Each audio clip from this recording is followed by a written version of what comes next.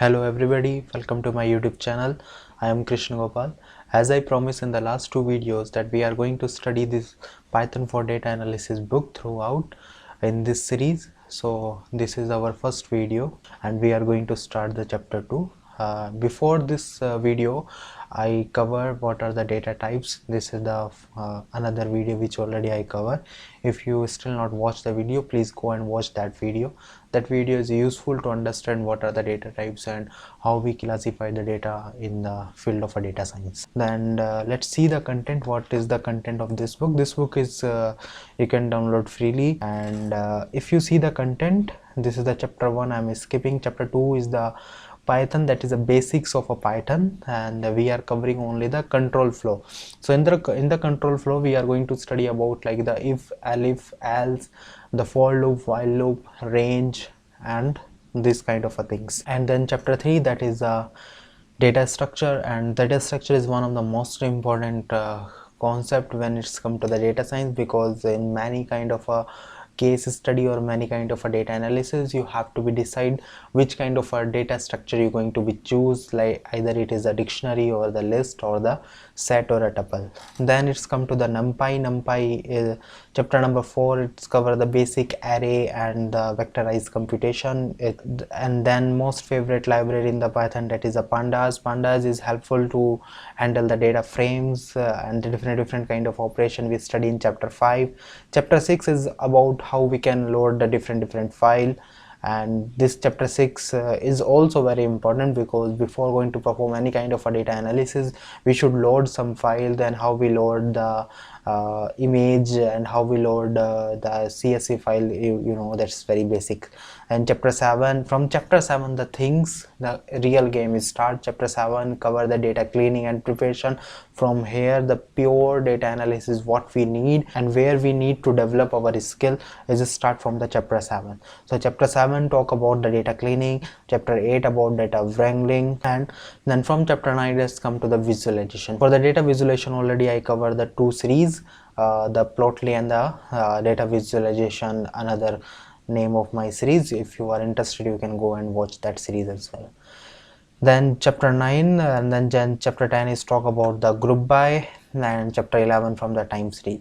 So we'll try to cover how much is possible from our side, but chapter 2 is the topic for today's video, and we're going to start the chapter 2, the control flow in the Python. So before going to study from this book, let's understand in the real world where it will be used, how we relate in the general in the daily life. Like suppose we go and purchase something from the market, like we go and purchase some vegetable, and then it's in our mind, if this vegetable is there we purchase, if it is not there then we purchase something else. That means it's also comes under a daily practice, and same concept is used by the Python, because many times we have the multiple conditions, and so in that we have to be choose some condition, or we have to be or say like if some condition is satisfied then this code should execute or another code execute.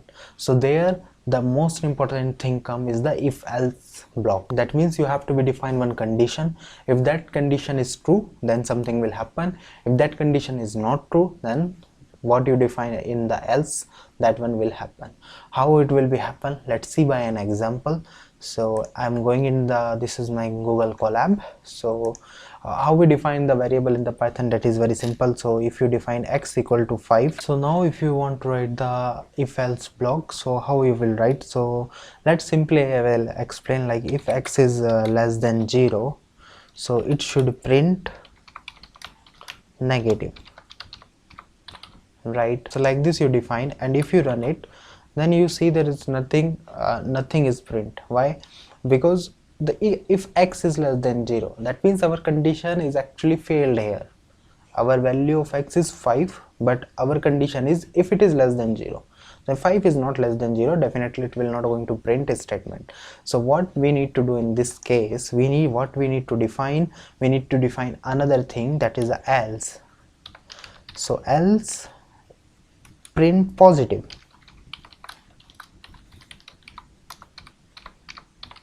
else print positive. So now if you run this this block, so it will return as a positive.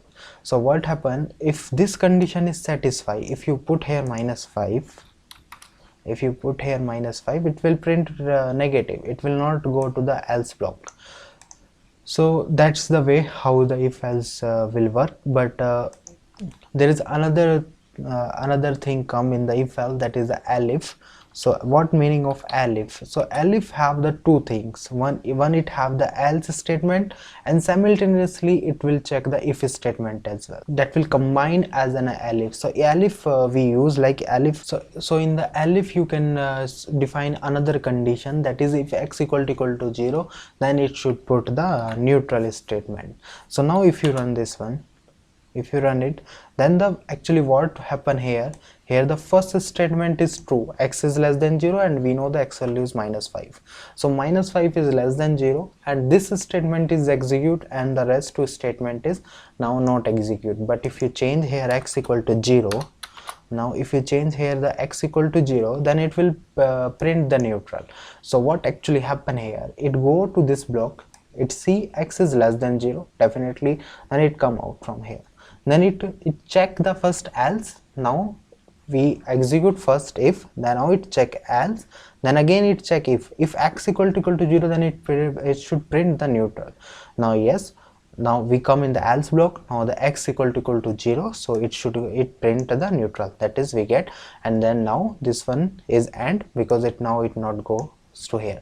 So what I mean to say here, if any one of the condition is satisfied, it will be come out from this elif block. So I think you understand how the if else work in the Python.